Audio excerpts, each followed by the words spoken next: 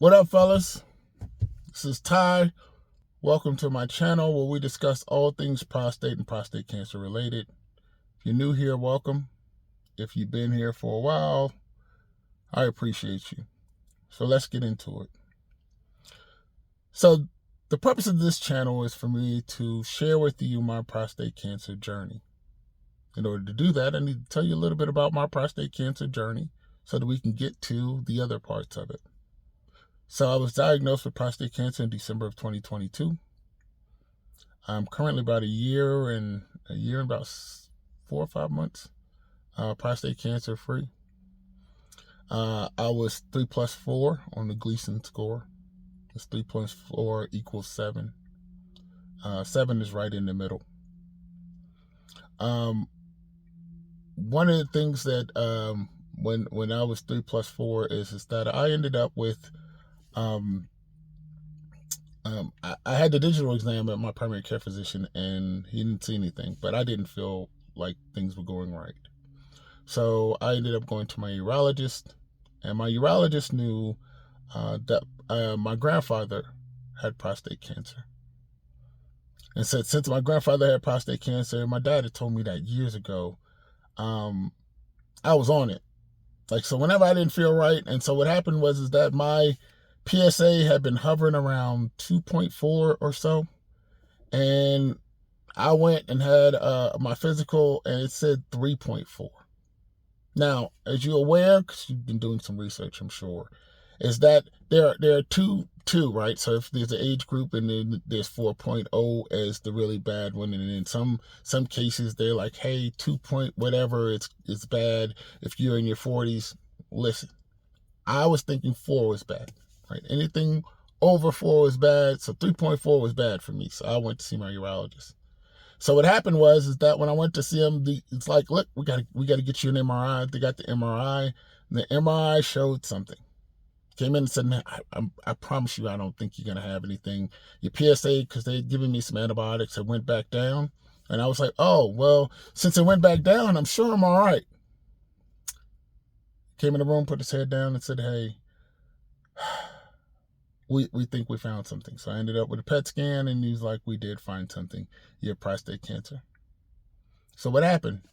Well, my digital exam, this being my prostate, put his finger up there and was feeling, it's like, hey, it's squishy and all of this, right? Well, my prostate cancer was up a little higher. It was up there growing. It was up a little higher. So all the time that I was having these physicals and everything like that, and they're like, everything's fine, and my PSA was, it was up. I was like, hey, it's not that bad. I mean, it was 2.4. I don't think that it had gotten much higher than that. But it was up there growing, and I would have never known without an MRI.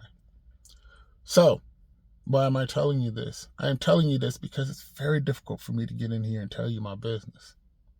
But it's been put on my heart to maybe potentially save you. Maybe you're sitting there and you're having the surgery, and maybe you're a little concerned. Maybe you're determining whether or not you're going to have the surgery or radiation or whatever the case may be, or maybe you've decided to do nothing. That was what I decided when I first found out. The last thing I wanted was for my penis not to work, so I understand. You have to keep in mind that as you go through this whole thing, I've gone out and told everybody about prostate cancer. I have saved at least 2 of my friends, and I like to say that I saved them, but it wasn't necessarily me. I'm sure, I believe in a higher power. And as such, I know that it was not me, but I know that they found out that they had prostate cancer way earlier than they would have because I was pressuring all of them to go to the doctor. And I'm also telling you that you need to make whatever decision you have, what's in the best interest of you and your family, but you need to do something. Doing nothing is not an option.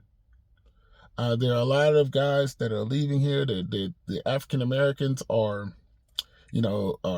we're more likely to get prostate cancer and twice as likely to die. And then for all of us, no matter the race, behind skin cancer, this right here is getting to us quicker than anything else. And it's because we're not going to the doctor. We're not getting these things checked. I decided to go to my urologist. My primary care physician was like, well, look, let's wait and see. Nope.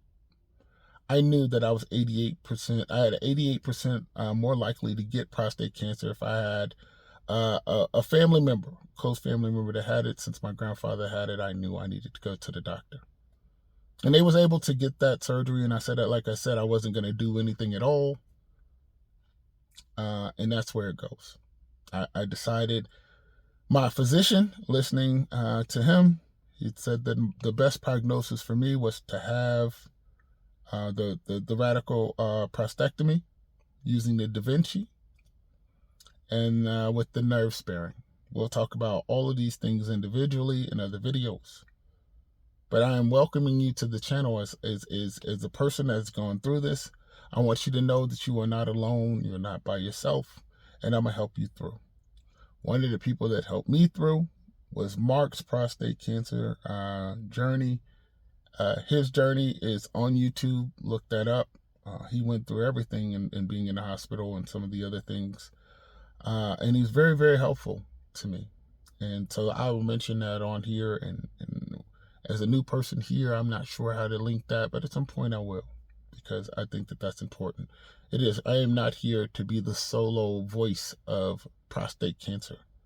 Anyone that can help you, I am 100% behind them, as long as they're giving you good advice and that you are following whomever it is so that you can make a move towards your health and your recovery. So, welcome to the journey.